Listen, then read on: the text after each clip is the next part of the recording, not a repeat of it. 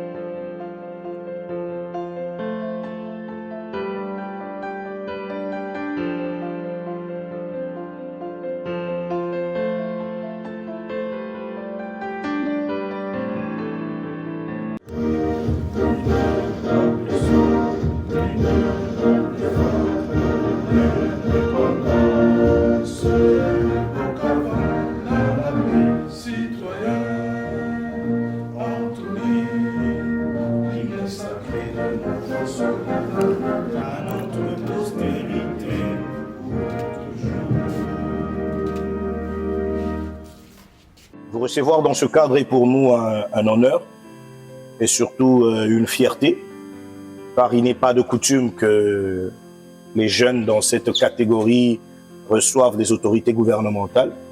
En mon nom propre, celui de mes collaborateurs et aussi des athlètes, je voudrais par ces mots vous remercier infiniment. En vous rassurant que depuis que nous avons entamé notre préparation, les choses se passent correctement. Les garçons n'ont qu'un seul objectif, c'est d'honorer la République.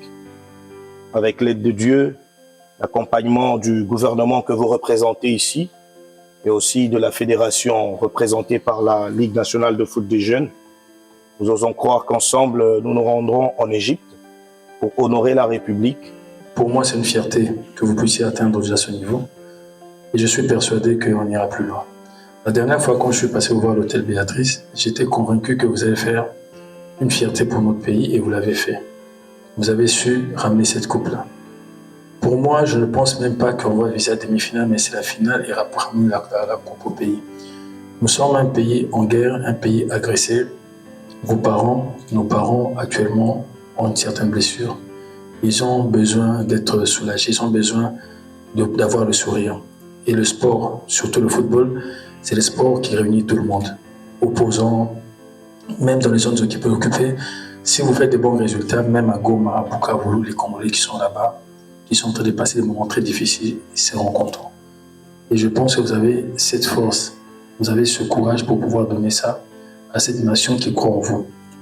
Je ne suis pas venu ici par hasard, parce que quand on est membre du gouvernement, pour sortir, on a besoin des autorisations.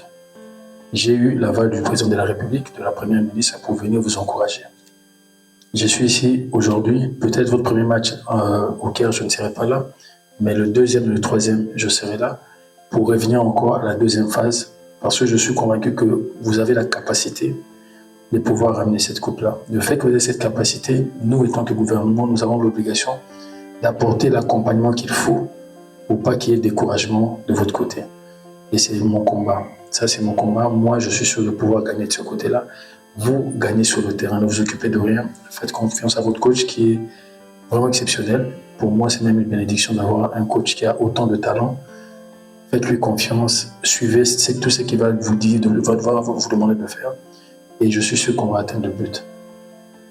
Vous avez été champion de l'UNIFAC. Je suis convaincu que vous serez champion d'Afrique. Et je suis convaincu qu'on va participer à la Coupe du Monde. Et là, on fera encore, on va atteindre un niveau qu'on n'a jamais atteint auparavant. Que vous allez défendre le pays, vous allez porter les couleurs du pays, nous comptons sur vous. Vous êtes déjà notre fierté, déjà d'être arrivé là, c'est quelque chose. Mais je suis sûr qu'avec ce drapeau que je suis en train de vous donner symboliquement, vous allez nous ramener cette coupe au Congo. Et que personne ne pourra vous dévier de votre mission. Personne, que ce soit sur le terrain ou même les gens qui sont dans les parties bizarres, ils ne pourront pas. Vous allez nous ramener cette coupe. Et ça, j'en suis persuadé sûr. Et avec Dieu, je sais qu'on va y arriver.